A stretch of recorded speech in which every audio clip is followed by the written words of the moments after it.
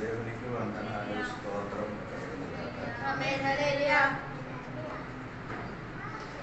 చండి ఎక్కువ అయినా కాబట్టి అందరూ చండి కొందరు తనమై కూర్చున్నారు. మొదటి గీతలో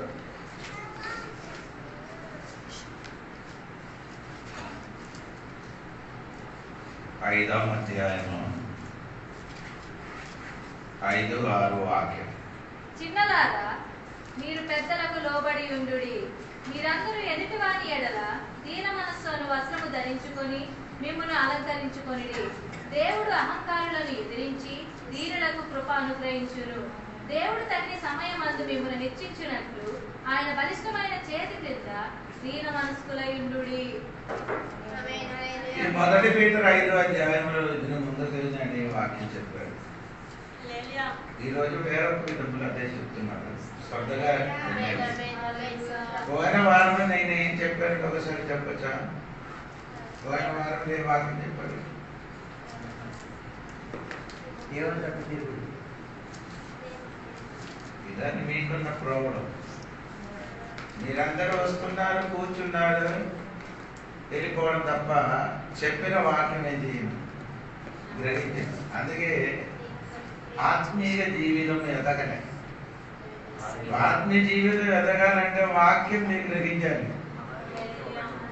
యేసు ప్రభు శిష్యులకి ఎవరికి కన్ను ఉంది,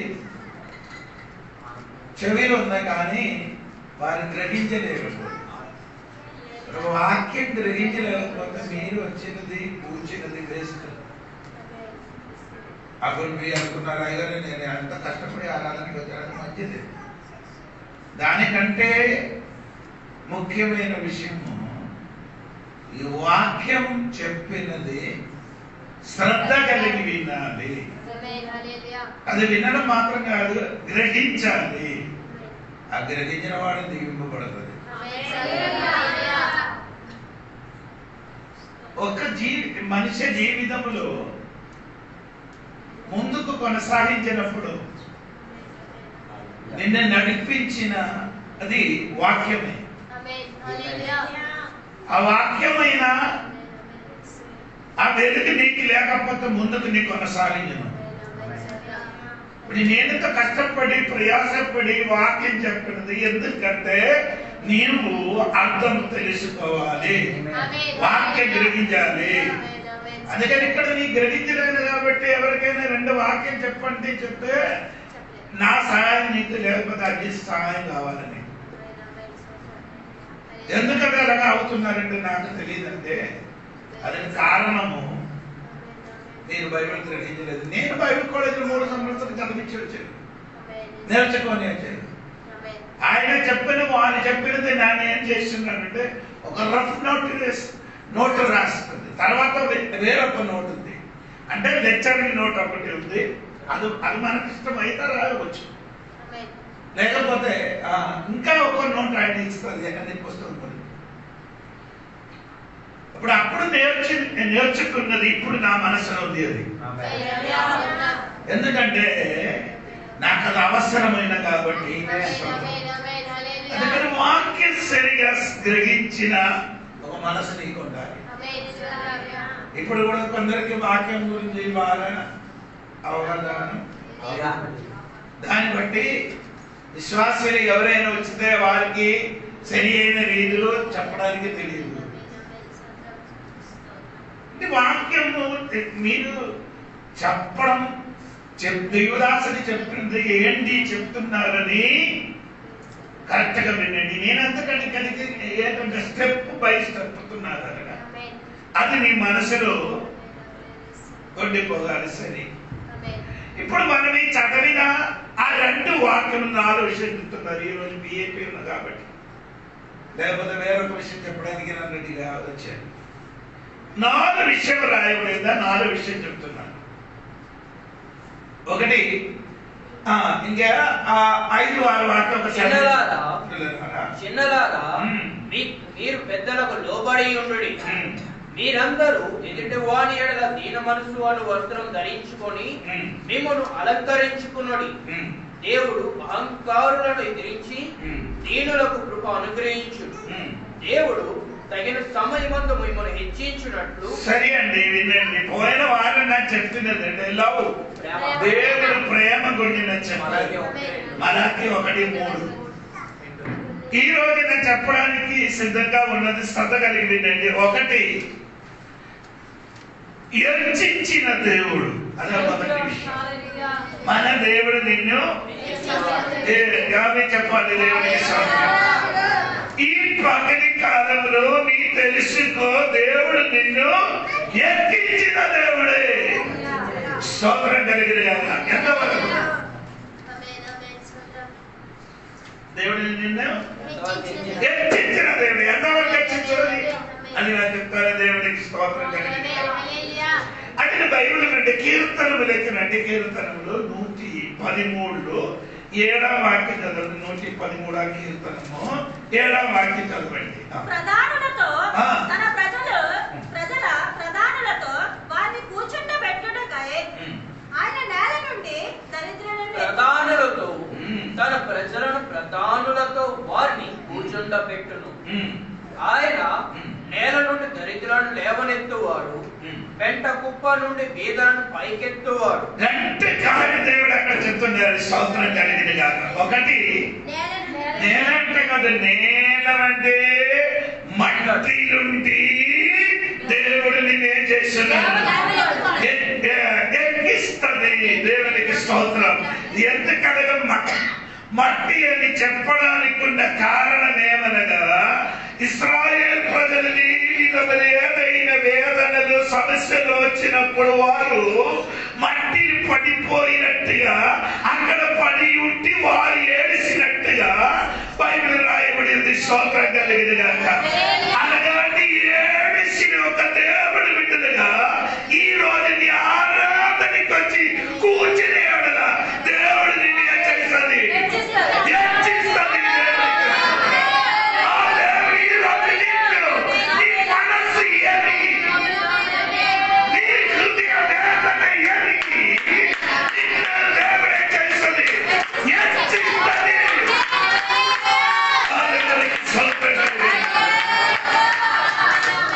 రెండవది అక్కడ చెప్పిన మాట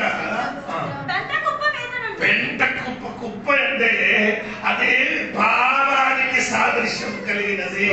ఇప్పుడు పాపములు పడిపోయిన నిన్ను దేవుడు ఏం చేస్తుంది? అదే చెప్పాలి. ఈ రోజు ఏదో పాపములు పడిపోయిన కానీ అక్కడ నుండి దేవుడు నిన్ను హెచ్చించడానికి శక్తి కలిగిన ఒక యేసయ్య కాబట్టి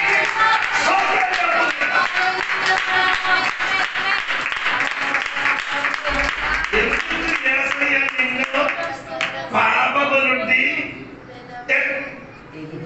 ఎక్కించిన కారణం పాపం ఎదగలే, పాపం చేయలే, పాపములు ఆయనలు పాపలేదు. 3 కారణములు జ్ఞాపకం. 1 ఆయన లేదు, ఎక్కడ పుట్టినప్పుడు ఆయన లేదు, పాప చేయలేదు. 3.5 సంవత్సరం భూమిని సంచరించినప్పుడు ఆయన చేయలేదు, పాపం చేయలేదు. ఇంకా ఆయన పాపం వచ్చినప్పుడు బాబలేదు. నిన్న హెచ్చించిన దేవుడు పాపం ఎదగలే, పాపం చేయలే, పాపం లేదు. ఈ రోజు నిన్ను హెచ్చించిన దేవుడు.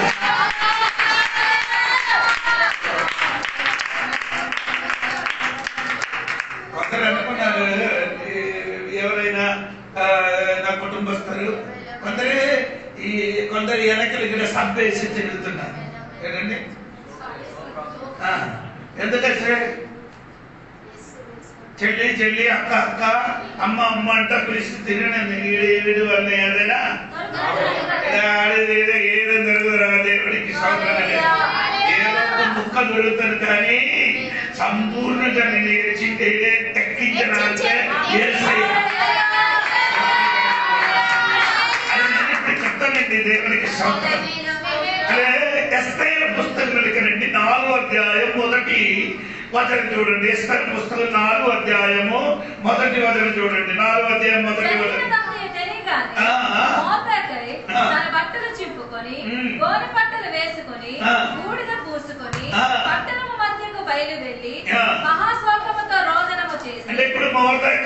ఏడ్చిన పని జరిగినది. ఆ జరిగిన ఏంటి అంటే నేను చెప్పలేదు. ఆ జరిగిన ఎదిగి ఆయన ఏం చేశాడు, బట్టలు చింపి గోన బట్టలు అంటే మీకు అర్థమవుతున్నారు కదా, గోన బట్టలు ధరించుకొని బూడిదలు ఏం చేస్తున్నారు, పోసుకొని ఆయన గుమ్మం దగ్గర నుంచి ఏడుస్తున్నారు. స్తోత్రం కలిగింది కనుక ఈ పగలని ఒక విషయం తెలుసుకో. ఆ పుస్తకములో మోర్దెక్క చెయ్యిన పని బూడిదల పడి పడి ఏడిసినప్పుడు ఆ ఏడుపు ఎరిగి దేవుడు అతనికి ఏం చేశాడు, ఉన్నతమైన స్థానానికి తీసుకొని వచ్చిన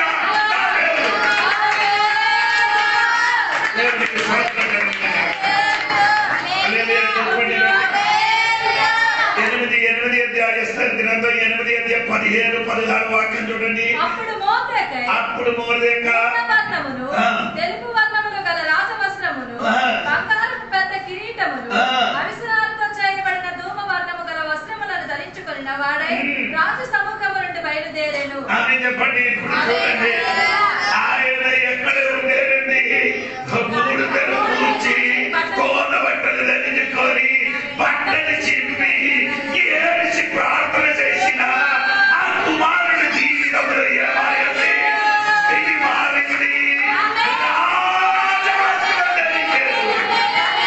ఈ రోజు నిన్ను ఎక్కించి నీ బట్టలు మార్చి నీ స్థితిని మార్చి నిన్ను ఉన్నతమైన చోటకి తీసుకొని వచ్చిన దేవుడు కాదు.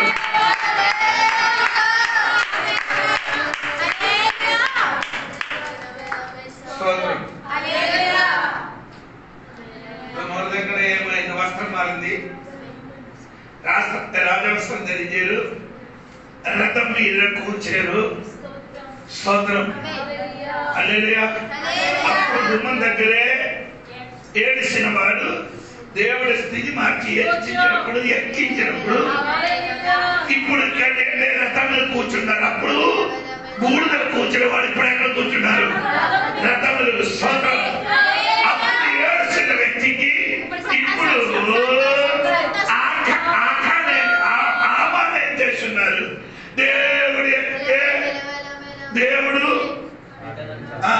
దేవుడు గర్భపరిచిన వాడికి ఇలాగా చేస్తామని ఆయన పిలుస్తున్నారు. స్తోత్రం చెప్పండి. దేవుడు ఈ రోజు మార్చబోతున్నారు, మార్చబోతున్నారు. నిన్ను దేవుడు పీతలు చెప్పిన మాట హెచ్చించిన ఒక దేవుడు ఉన్నారు. పుస్తకం 15 వాక్యం చూడండి. పుస్తకం 15 అతడు సామర్థ్యము చేత చేసిన కార్యములన్నిటిని కూర్చి రాజు అతన్ని కనపరిచిన సంగతిని కూర్చి చెప్పండి.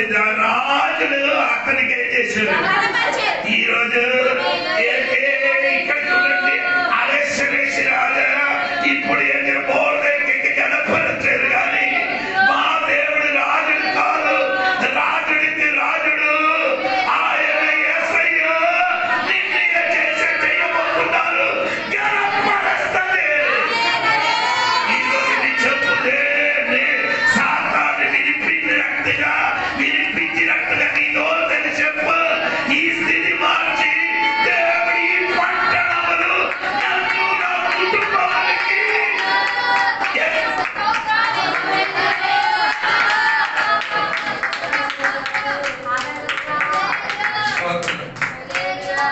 రెండవది వ్యక్తి ఎవరంటే మీరు అది కూడా విన్నారు. 2 సమూహమైన పుస్తకము 9 6, 7, 8 వాక్యం చూడండి.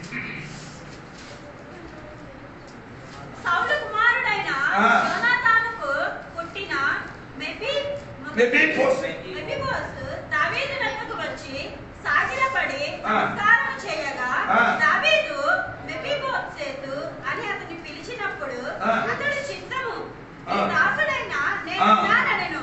అందుకు దావీదు నీవు భయపడవద్దు, నీ తండ్రి అయిన యోనాతాను నిమిత్తము నిజముగా నేను నీకు ఉపచారము చూపి నీ పితృడైన సౌలు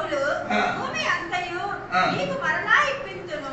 మరియు నీవు సదాకాలము నా బల్ల యొద్దనే భోజనము చేయదవని సెలవీయగా అతడు నమస్కరించి చచ్చిన కుక్క వంటి వాడు. సూపర్. ఆయన చెప్పిన మాటను బాగా నచ్చింది. స్తోత్రం. ఆయన చెప్పిన నేను చచ్చిన కుక్కను వంటి. ఎందుకన్నా చెప్పింది? వాడు 2 కాళ్ళు అంగవైల్యం ఉన్నవాడికి ఆయన నడవాలంటే ఇంకొక మనుషుడు స్తోత్రం కలిగింది. సహాయం లేకుండా నడవలేదు. అదే ఇప్పుడు కూడా కొందరు నెలగొందండి. కొందరికి ఇప్పుడు కూడా ఏం చేయాలి? పుషింగ్. ఎవరి తొయ్యడం మాత్రం కొందరు ఎక్కాలి. ఎత్తితే ఆడేమవుతుంది? అడే పైన కూర్చుంటారు. ఎత్తడానికి కాదంటే ఆడ కూర్చోడానికి రెడీ.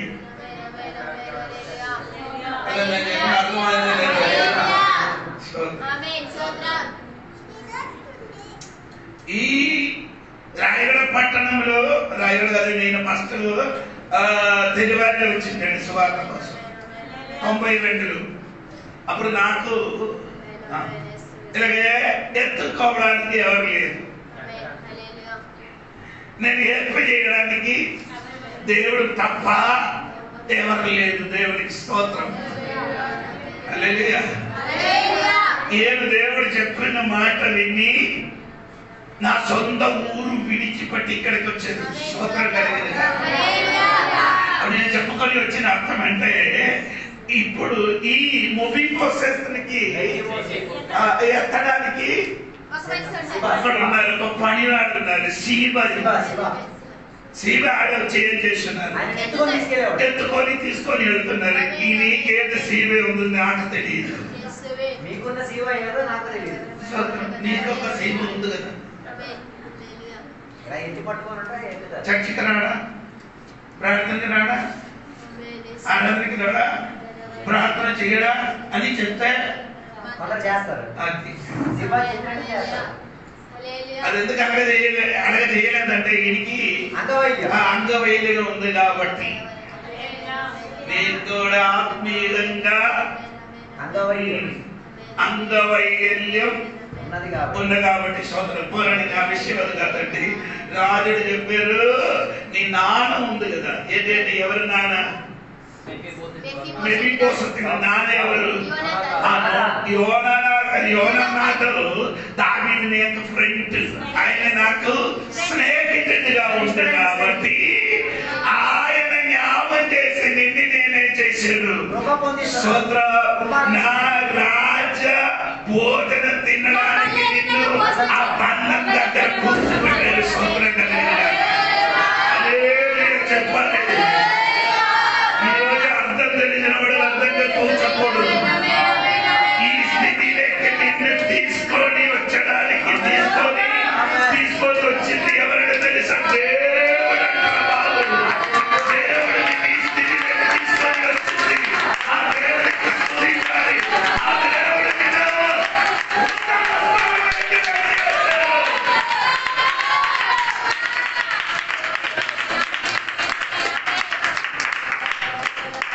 ముందుకు ఆయన ఉన్న చోట అది 9 అధ్యాయం ఉంది. ఆయన ఎక్కడ ఉన్నారని ఆ స్థలములందు దేవుడు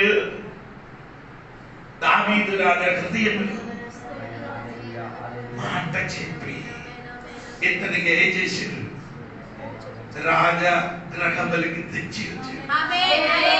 అదే చెప్పిన దేవుడు అందరి దృష్టిలో ఈయన చచ్చిన కుక్క వంటి మనుషుడు కానీ దేవుడు ఆయన ఆ చచ్చిన కుక్క వంటి మనుషునికి మార్చి రాజకుమారుడికి ఇచ్చిన బోధన తినడానికి ఆయనకి దేవుడు ఈ లోకాలలో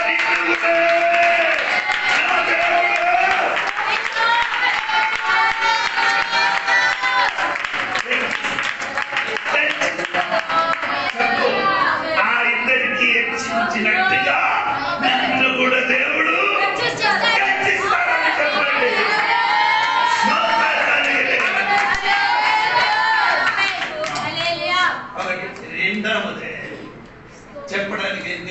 రెండవ విషయం నేను చెప్తున్నది ఏమంటే హెచ్చించడానికి ఒక కారణం ఉంది. ఏంటండి? కారణం ఉంది. స్తోత్రం. ఏంటి కారణం? మనము మొదటి పీతరు 5వ అధ్యాయం 5వ వాక్యం చూడండి. చిన్నలారా మీరు పెద్దలకు లోబడి ఉండుడి. మీరందరూ ఎదుటి వాని ఎడల దీన మనస్సును వస్త్రము ధరించుకొని మిమ్మును అలంకరించుకొనుడి. దేవుడు అలంకరణను ఎదిరించి దీనులకు కృప అనుగ్రహించును.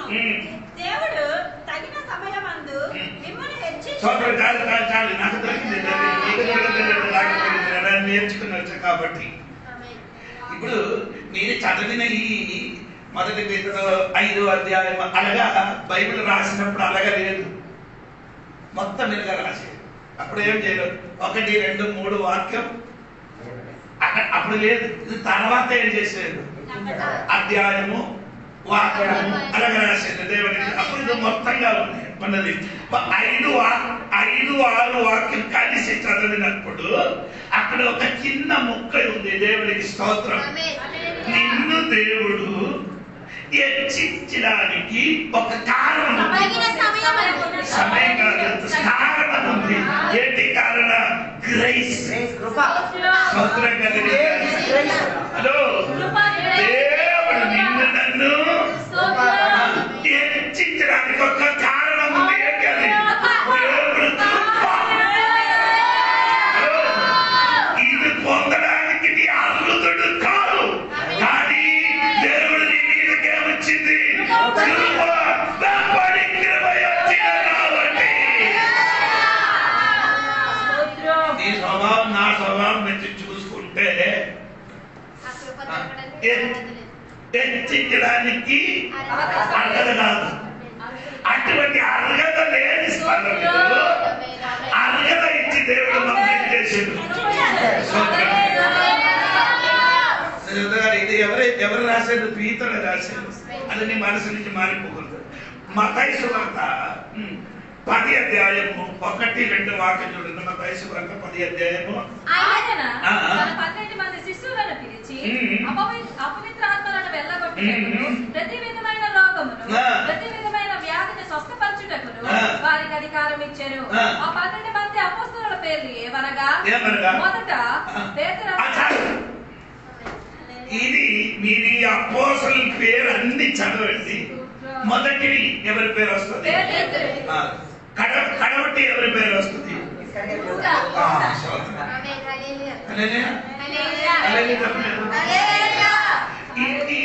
మత్తయి సువార్తలు ఏముంది? వంశావళి ఉంది. మత్తయి సువార్తలు ఏముంది? ఎందుకు మత్తయి సువార్తలు వంశావళి ఉంది? యోహాను సువార్తలకి ఎందుకు వంశావళి లేదు? నా తోడుగా రావాలి. హలో, మత్తయి సువార్తలు వంశావళి ఉంది. మార్కు సువార్తలు ఉందా వంశావళి? ఎందుకు? వినండి సెకండ్. మత్తయి సువార్తలు యేసుక్రీస్తు ఎవరు?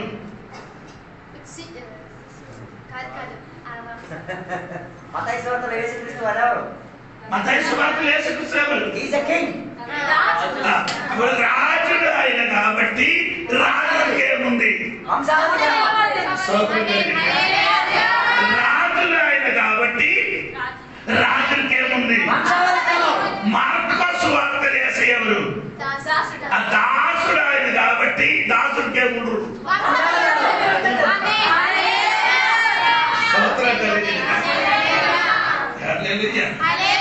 లూకా సువార్తలు ఏముంది? వంశావళి ఉంది కదా, ఉంది. యేసుక్రీస్తు లూకా సువార్తలు ఎవరు? 3వ అధ్యాయం ఉంది. చూడలేదు, మనిషి కుమారుడు. అందుకే మనిషికి అందరికి ఏముంది? వంశావళి అందరికి ఉంది. స్తోత్రం. యోహాను సువార్తలు యేసయ్య ఎవరు? దేవుడికి కుమారు. దేవుడికి ఏం లేదు. ఎబ్రీ పుస్తకం ఉంది. దేవుడికి ఏం లేదు. దేవుడికి స్తోత్రం.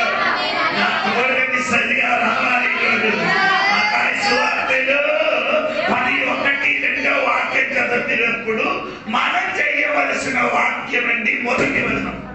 మనం ఏం చేయాలి? అపవిత్రాత్మలను వెళ్ళగొట్టాలి. అది మనం చేయాలి. అపవిత్ర ఆత్మలకి ఏం చేయాలి? అని అందరూ ఉన్నారు కదా. అపవిత్ర ఆత్మకి ఏం చేయాలి? మనం ఏం చేస్తున్నారు? అక్కడికి వెళ్తున్నాం. ఎవరి దగ్గరికి? అపవిత్ర ఆత్మ కలిగిన వాడు దగ్గరికి వెళ్ళి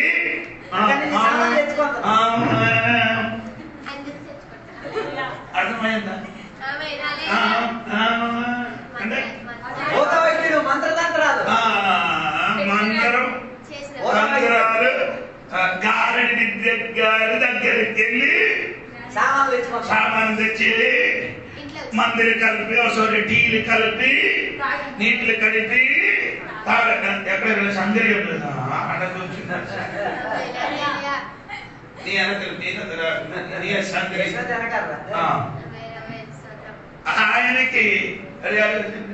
ఆయనకి ప్రాబ్లం ఉండినప్పుడు మా దగ్గరికి వచ్చారు. ప్రార్థన చేసి నీళ్ళు ఇచ్చినప్పుడు ఏమైందిరా? ఏమొచ్చింది? 3 నెలల ముందుకు తిన్న సామాను బయటికి వచ్చింది. సోదరం దేవుడు బిడ్డలు ఏం చేయాలి? దెయ్యములకి ఏం చేయాలి? దేవుడు దెయ్యములకి వెళ్ళగొట్టితే దేవుడు బంధిస్తాడు. అదే ప్రకటన 20 సంవత్సరాలు సాతానికి దేవుడు ఏం చేశాడు?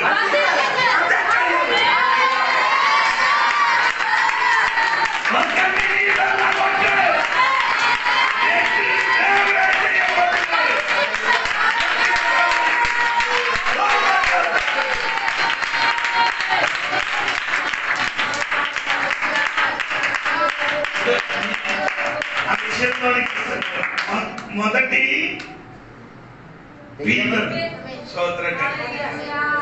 ఈయన ఏం చేస్తున్నారు? మొదటి ఏంటండి? పీతలండి. దేవునికి స్తోత్రం. అన్నిటికీ మొదటి అన్నిటికీ మొదటి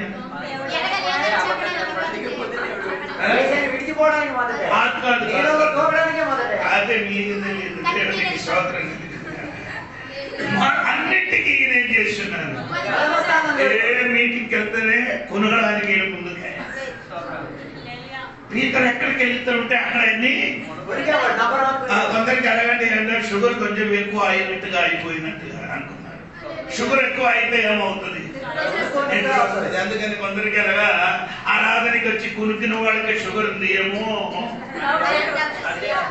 పెరిగింది ఏమో ఒక డౌట్ ఉంది. అందుకని పీతలు కనుక పెరిగింది లేదో ఎట్టో ఏమో నాకు తెలియదు. స్తోత్రం. అప్పుడు కొనుక్కడానికి ఏమవుతున్నారు? స్తోత్రం. రెండవది ఈయన ఎటువంటి వాడని మీకు తెలుసా? పీతలు గారండి తొందరపడ్డారు. ఈ తొందర నీ వల్ల వాళ్ళు కాదు. నీకెందుకో ఎన్నిసార్లు ఊగితే ఒక 2 అల్లెలు స్వాతంత్రం దేవుడికి స్వాతంత్రం. కొందరు విశ్వాసం, కొందరు ఏమండి ఈ చల్లగా ఉన్నవాడికి ఈ సోమర్తనం ఉన్నవాడు ఏ పని జరిగింది? ఆడవాడు ఏ పని? ఎటువంటి వాడు ఎప్పుడు కావాలి? తొందరపడి వాడు సంఘం ఉంటే కొందరికి అన్ని ఉన్నాం, కానీ ఎప్పుడైనా ఫోర్స్ చేస్తే మాత్రం తెలుస్తుంది. అంతవరకు ఈడేం చేస్తున్నాం చూడండి. నా విషయం అప్పుడు పీతర్ గారు ఏం చేస్తున్నారంటే అన్నిటికీ మొదటి ఇప్పుడు ఎవరికైనా 2 ఇవ్వడానికి ఆయన ఏసైకి పట్టుకున్నా ఏసై గురించి ఎవరైనా ఎదురుగా మాట్లాడితే వెంటనే ఏం చేస్తున్నారు? ఎక్కడి నుంచి కత్తి దొరుకుతుంది నాకు తెలియదు, కానీ పీతర్ చేతులు ఏముందండి? కత్తి ఉందండి. కత్తి ఎందుకంటే ఈయన ఏర్పడింది జాలారి ఉంది. జాలారి ఏర్పడిన చాపకి కట్టిన వాడు, చాపకి కట్టి చేయని వాడు మనుషులకి తలకాయ నరకడానికి తెలియదు. ఏసయ్య తోడుగా 3 సంవత్సరము ఏసయ్య సంచరించిన బైబిల్ కాలేజీలో స్టూడెంట్స్ ఆ స్టూడెంట్స్ మాత్రం కాదు, ఆయనకు ఒక పేరు కూడా దేవుడు పెట్టారు, అపోస్తలులు. ఈ అపోస్తలులు 3 సంవత్సరం తిరిగి ఏసైను పట్టుకోవడానికి సైన్యము కత్తి తీసి ఏం చేశారు? తలకాయ నరికారు. ఎక్కడే తగిలింది? నీకు తెలియలేమని నీ చేశాను స్తోత్రం. కానీ యేసు ప్రభు తెలియదా ఈ చేతిలో ఏముందని? కత్తి ఉన్నదని యేసయ్యకి తెలుసు. కానీ వాక్యం చెప్పినప్పుడు అన్ని తెలుసు. కానీ కత్తి చేతులు ఉంది. కానీ ఈయన కత్తి మాత్రమే చేయలేదు. ఆయన ఉపయోగించారు. ఇక్కడ యేసు ప్రభు గతసమన ప్రార్థన చేసినప్పుడు ఉపయోగించలేదు. కత్తి వాడలేదు. కత్తి వాడడం ఏం చేశారండి? మహాయాజకుడు దాసనికి ఏం చేశారు? తలకి నరికారు. కానీ ఎక్కడ తగిలింది? ఆయన పేరు మార్కోస్ అని. ఆయన గురించి దేవునికి స్తోత్రం. ఎందుకు చెప్పారు?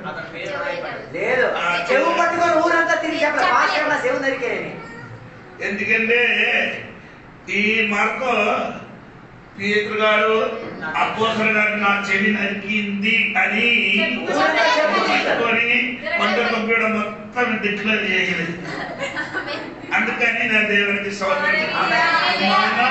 వండి వాడైతే అలాంటి యొక్క చెవి ముక్క దొరికితే రాయిలో మొత్తం తిరిగి నరికిన పేరుతో పబ్లిసిటీ చేస్తారు. ఈయనకి నరకడానికి తెలుసు. నా యేసయ్య స్వస్థపరిచినప్పుడు ఎక్కడ నరికిందో అక్కడే ఆ నరికిన ఆ స్పోర్ట్లు ఏం చేసి అంటే కనబడలేదు. ఆ జాయింట్ కనబడలేదు. జాయింట్ చేసే ఆ జాయింట్ మళ్ళీ ఏం చేయాలి?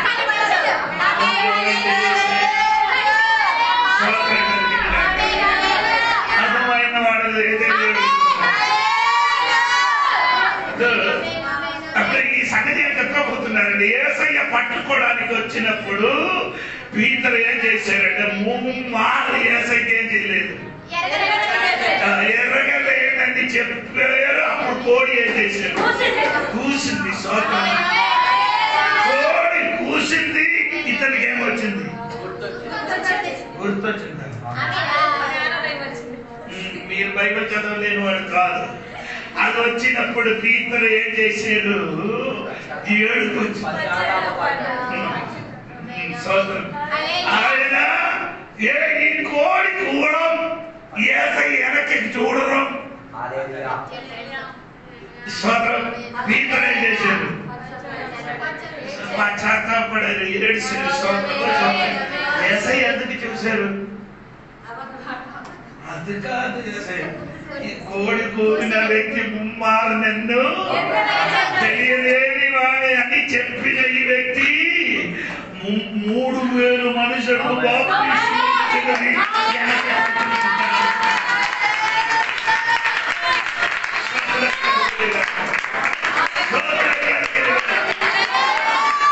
అది చూసారు యేసయ్య. నీ చూసింది నేను చూసిన రక్క రక్కలు అని దేవుడు చూపంటే ఇప్పుడు కాదు రాబోతుంది జీవితం ఎలా అవుతుందో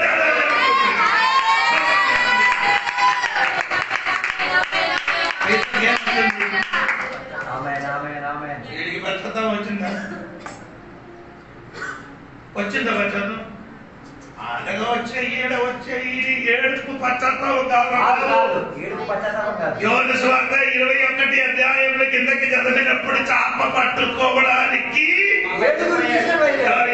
ఏడుగురు తీసుకొని వెళ్ళిపోయేది ఎవరు? చూడండి. అలా అయితే ఇంటి పశ్చాత్తాపం వచ్చిందా? మారవలసి వచ్చిందా? మారవలసి వచ్చిందా? సరిగా మారవలసి రాలే. నిన్న తోడుగా రావాలి. అలాగే మారవలసి ఏం చేయలేదు, రాలే. అట్లా ఇలాగే పత్రికలకు వచ్చినప్పుడు యూదులతోని సువార్త అన్యుల దగ్గర సువార్త ప్రకటించిన పీతరు గారు యూదులు వచ్చినప్పుడు అన్యుల దగ్గర నుంచి తప్పు. యూదుల దగ్గరికి వెళ్ళినప్పుడు పౌలు గారు గట్టి అతనికి ఏం చేశాడు? కానీ పెంటెకోస్తు దినముల పరిశుద్ధాత్మ ఆయన మీదకి కుమరించినప్పుడు జీవితం మారిపోయింది. లైఫ్ మారిపోయింది.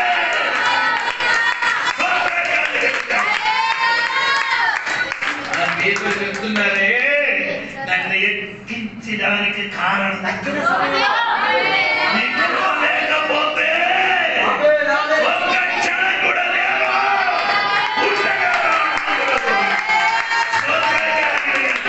ఈ రోజు ఈ స్థితికి కూర్చోడానికి కూడా కారణం దేవుడు.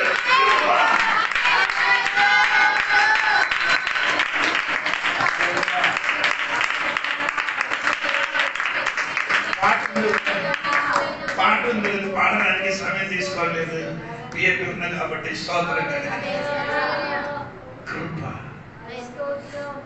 నిన్ను దేవుడు హెచ్చించడానికి ఉన్న కారణం ఏంటి? దేవుడు కృప మనకు. హల్లెలూయా. కృప లేకపోతే ఎప్పుడు నీ మట్టిలోని కలిసిపో. నువ్వే విశ్రాంతి పొందు. నీ ప్రతిభలో తీసుకోవడానికి తిరిగి రమ్ము అని చెప్పి మట్టి అక్కడ ఉంది కాబట్టి ఇప్పుడు కూడా దేవుడు సన్నిధిలో నిలబడుతున్నాడు. దేవునికి స్తోత్రం.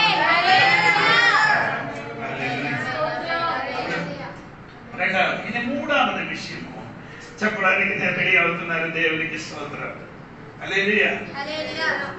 దేవునికి స్తోత్రం. నిన్ను హెచ్చించడానికి ఒక ప్లేస్ ఉంది, స్థలం ఉంది. ఎక్కడైతే ఎక్కడైతే స్థలం లేదు. అది ఆయన బలిష్టమైన చేతి కింద నిన్ను దేవుడే చేస్తాడు. హెచ్చిస్తాడు ఆ తమ్ముడు. సోదరుడు కలిగిన హల్లెలూయా. దేవుడు నిన్ను అక్కడే హెచ్చిస్తానండి. సాధారణంగా కాదు. స్తోత్రం కలిగిన బలిష్టమైన ఆయన చేతి కింద వేరే ఎక్కడే నిన్ను హెచ్చిస్తే నీ ఉంటాడు. కానీ ఆ చేతి కింద నీ ఉంటే ఎన్నడూ ఆ చేతి నుండి ఎవరు కూడా నిన్ను తీసుకోలేరు.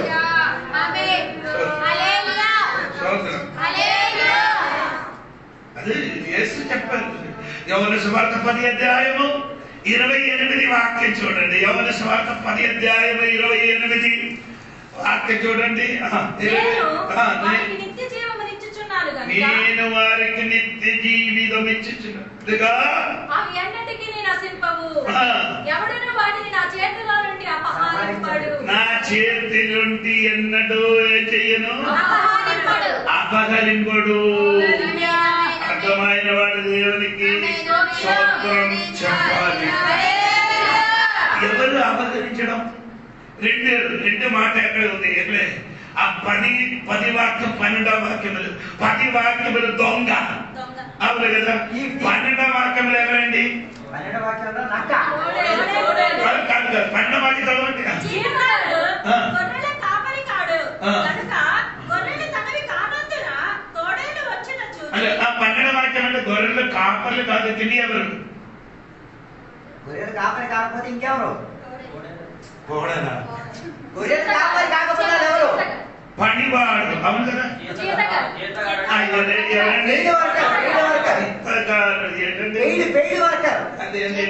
ఏంటంటే చీతగారండి అంటే ఒకటి దొంగ. నీ దొంగ నిన్ను దేవుడి చేతుల నుండి ఏం చేయను, అపహరించిన. రెండు పనివాడు దేవుడి చేతుల నుండి ఏం చెయ్యను, అపహరి. మూడవ సాతాను కూడా దేవుడి చేతుల నుండి నిన్ను ఏం చెయ్యను, అపహరించిన. సహోదరి ఈ పగటిని తెలుసుకో. దొంగని అపహరించను, పనివాడు నిన్ను అపహరించను, సాతాను నిన్ను అపహరించను. దేవుడు దరిద్రమైన చేతి కింద నిన్ను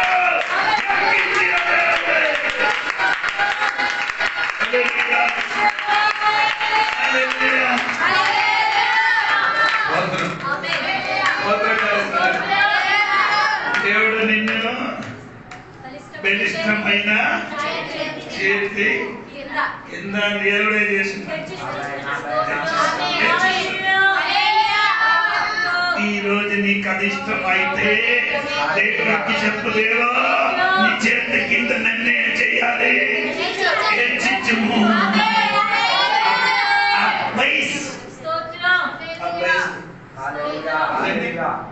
సమయం లేదండి, ఈ సమయం పోతున్నాను. అదే మోసకి దేవుడే చేసిన. మోసకి ఒక ఆశ వచ్చింది. ఏంటంటే వచ్చింది హోప్, ఆశ. ఏంటి ఆశ? దీనికి ఏసైకి చూడాలి. ఎవరికి చూడాలి? దేవుడికి చూడాలి. ఏసై అది క్షమించండి, దేవుడికి చూడాలి. దేవుడికి చూడాలని మోస ఆశ వచ్చినప్పుడు దేవుడు చెప్పలేదు, నన్ను చూసండి ఎవరు కూడా ఏం చేయను, బ్రతుకను, చూడలేదు బ్రతుకను. అందుకని నేను వెళ్ళిపోయినప్పుడు నేను చేయడం అంటే నాకు ఇక్కడ ఒక స్థలం ఉంది, ఒక బండ సంధిని నిలబడు. నేను చేయాలి, బండ సంధిని నిలబడినప్పుడు నేను ఇలా వెళ్ళిపోతాను. వెళ్ళిపోయినప్పుడు నా చెయ్యి ఏం చేస్తున్నారు, నన్ను ఏం చేస్తున్నారంటే కప్పుకున్నారు. దాన్ని చూస్తున్నారు. దగ్గర బైబిల్ చదివిన వాడికి నీకు అర్థమవుతుంది. ఎక్కడ ఉంది 33 33 ఉందా? అలాంటి బైబిల్ ఉందా పోలేదు ఇప్పుడే తెలుసు. సోదరు కలిగింది కాదు.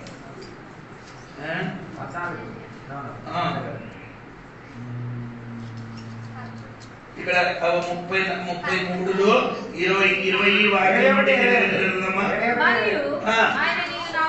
చూడజాలవు, ఏ నరుడును నన్ను చూచి బ్రతకడనెను.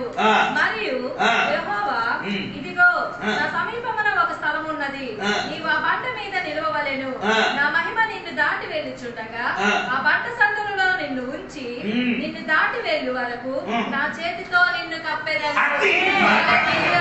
ఆశ వచ్చినప్పుడు చెప్పేది నేను నన్ను చూస్తాను బ్రతికి ఉంటాను. అటువంటి అందుకని నీ ఏం చేయాలి, ఈ బండ సందులలో ఏం చేయాలి, నేను నిలబడి నా చెయ్యి.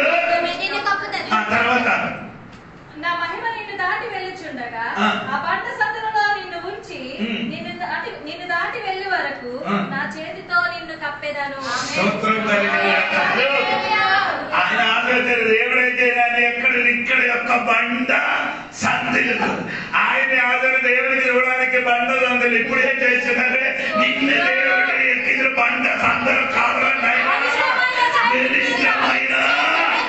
చెయ్య కింద దేవుడు నిన్నే చేస్తాడు.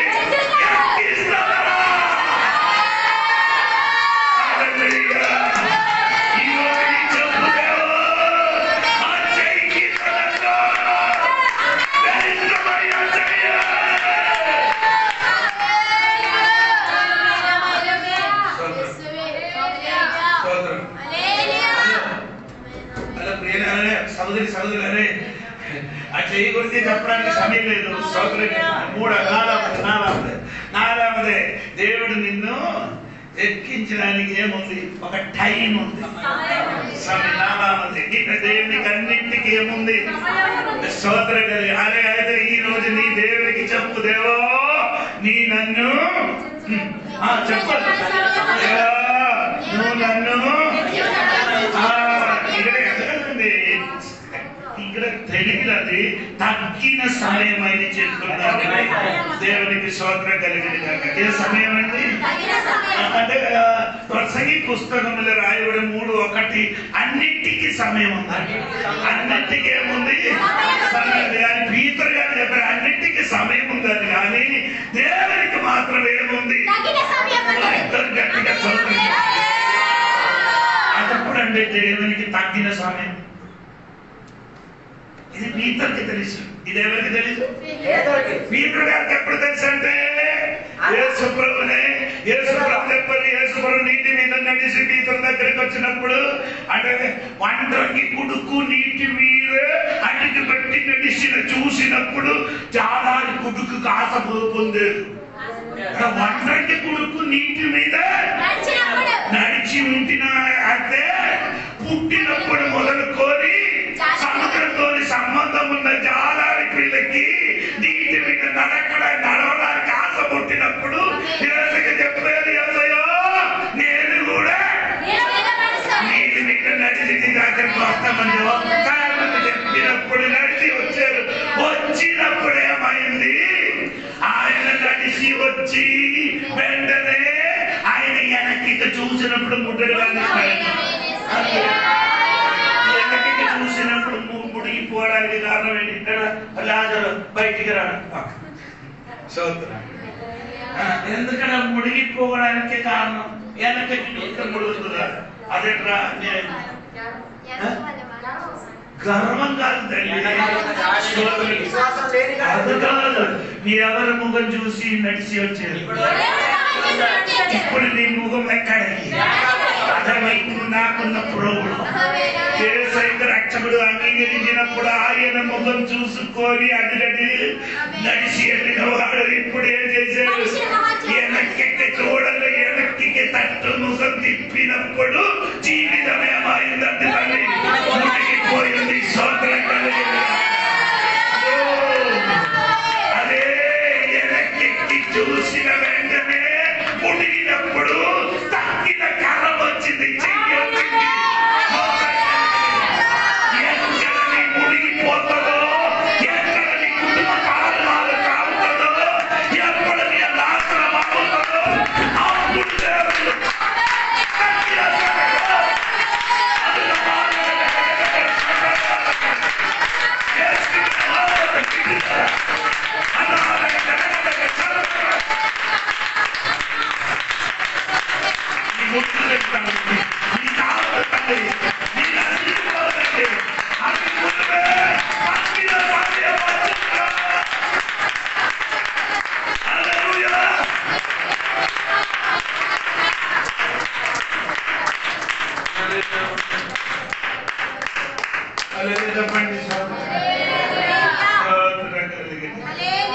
దేవుడికి స్తోత్రం. ఇంగ్లీష్ లో టైం. దేవునికి ఒక టైం ఉంది. చెప్పండి చెప్పండి అందరూ చెప్పండి. దేవునికి ఒక సమయం. ఏదో సమయం. యోనా గారు యోనా తెలుసా? ఎవరు? 4వ అధ్యాయ వాక్యం ఒకసారి చూడండి. 4వ అధ్యాయ వాక్యాన్ని చూడండి. సరే ఎక్కువ చెప్పాలని ఆశ ఉన్నది కానీ చాలా సమయం తీసుకున్నది. దేవుడైన యెహోవా సొర చెట్టు ఒకటి ఏర్పరిచి ఎప్పుడు సరస్ చెట్టు ఏర్పరిచింది. ఈయన దేవుడు మాట విని వచ్చాను కానీ ఆయన స్టోరీ అన్ని అని చెప్పలేదు. పోనండి, అవన్నీ మీకు తెలుసు. స్తోత్రం కలిగిన దాకా ఇదేదో కలిగిన వాడు కాదు. అది నచ్చినట్టుగా తిరిగి దేవుడు తెచ్చి వచ్చిన వ్యక్తి. ఎక్కడికి తెచ్చి వచ్చాడు? ఆయనకి నినవేకి తీసుకొని వచ్చాడు. తర్షీసు నుంచి నినవేకి తీసుకొని వచ్చాడు. హలో, ఈయన ఏం చేశాడు? ఒక దినం మొత్తం ఊరు మొత్తం తిరిగి సువార్త ప్రకటించాడు. సువార్త ప్రకటించినప్పుడు ఏమైంది? ఎంట తగిలింది. భయంకరమైన ఎంట తగిలినప్పుడు ఈయన ఏం చేశాడు? అక్క తర్వాత దేవునికి ఎదురుగా మాట్లాడడం ప్రారంభించాడు. ఇదిగో ఎంట భయంకర. ఇప్పుడు ఎంట నేనేం తట్టుకోలేకపోతుంది. అందుకని అప్పుడు దేవుడు ఆ తగ్గిన సమయం అక్కడ వినియోగించాడు. ఆ సాయన శిరస్సు పైన ఒక సొరుసు చెట్టు చేశాడు. ఏర్పరిచాడు. ఎప్పుడు ఆ చెట్టు అవసరం?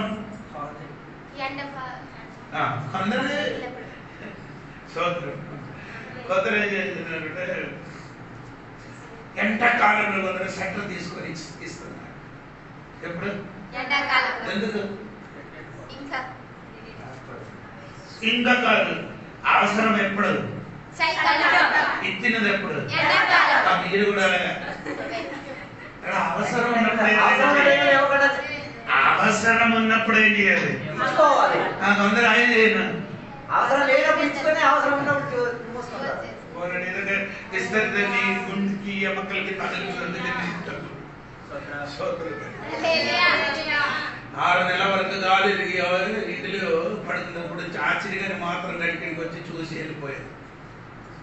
6 నెలల వరకు ఆయన వస్తున్న ఖాళీ ఏదైనా టిఫిన్ తెచ్చుకొని వస్తుంది. నేనే విశ్వాసం కనబడలేదు. బాప్టిస్ట్ ఇచ్చిన వాడందరూ ఉన్నారు, నేనే బాప్టిస్ట్ ఇచ్చిన పిల్లలే. ఇప్పుడు సోదరం పోయింది. ఎప్పుడు నాకు అవసరం, నీ అవసరం నాకు ఎప్పుడు అవసరం. కాదు నీ అవసరం అది ఆ టైంలో ఏం చేయలేదు. ఇప్పుడు అందరూ వస్తున్నారు దేవునికి సోదరం.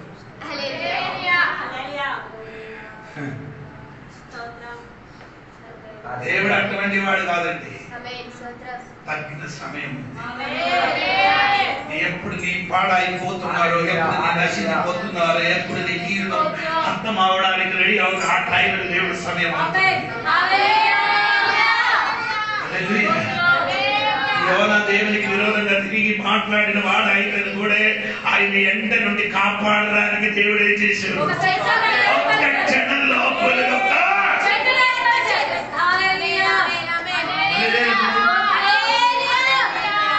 ఎందుకని మిమ్మల్ని ముందుకు ఆల్రెడీ చెప్పిస్తే ఏంటంటే తెలుసా, ఇప్పుడున్న చెట్టు నీ తలకి మీద ఉన్న చెట్టు ఉంది కదా, అది శాశ్వతం కాదు. ఇప్పుడు కొన్ని చెట్టు నీకు ఉంది కదా, నువ్వు అర్థమైపో. కొన్ని చెట్టు నీ తల పైన ఉంది, అది శాశ్వతం కాదని, అది తాత్కాలికం. అది ఆయన అనుకున్నారు. దేవుడు నాకు కాదు, దేవుడిచ్చిన బండి, దేవుడిచ్చిన ఇల్లు, దేవుడిచ్చిన బైక్, దేవుడిచ్చిన స్కూటీ, దేవుడిచ్చిన డబ్బు, దేవుడిచ్చిన శక్తి, ఇదన్నీ కాదు. ఒక హుదుహుదు వస్తే చాలు. ఇది దేవుని పనికి.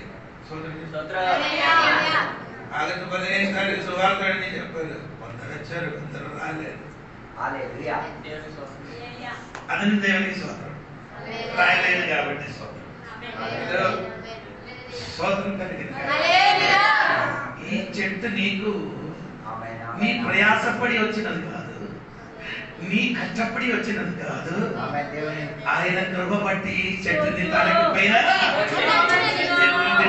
కూర్చోడానికి దినం వరకు నీ ఏం చేయాలి? తర్వాత చెట్టు నీ ఏం చేయదు. ఈ చెట్టే నాకు కావాలి, చెట్టే నా చెట్టే, నా చెట్టే, నా అమ్మ ఇచ్చిన చెట్టే, నా అన్న ఇచ్చిన చెట్టే అని పట్టుకొని కూర్చుంటే కింద వస్తున్నారు పురుగులు. కింద నుండి పురుగు వచ్చి ఏమైందంటే, పురుగు వచ్చి ఏం చేశారు? ఆ సొర చెట్టు ఏమైంది? అది మాడిపోయింది. రక్తంగా బైబిల్ రాయబడింది. మనకు దొరికినది మొత్తం వాడిపోయినదిరా. వాడిపోగలేని ఒకటి దొరకడానికి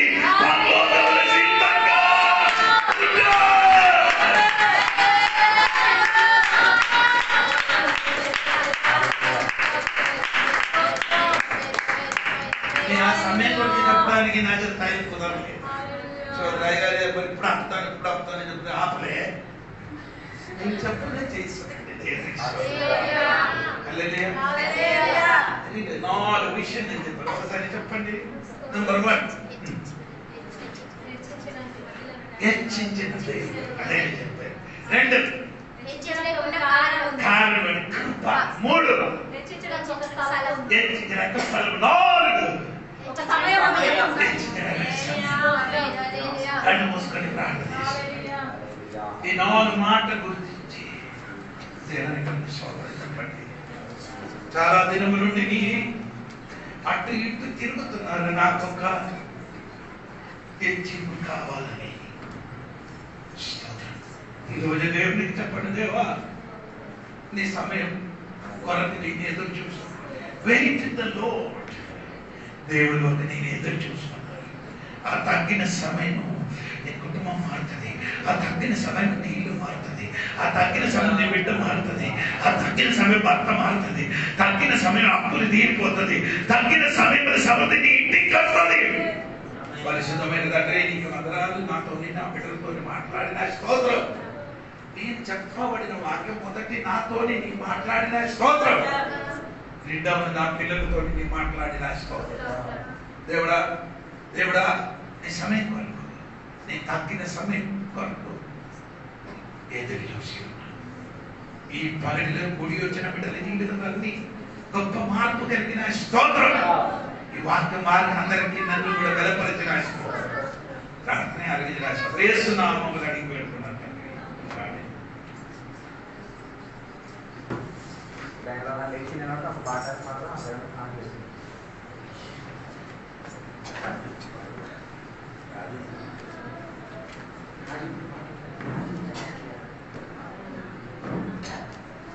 పాట లేదా? పాట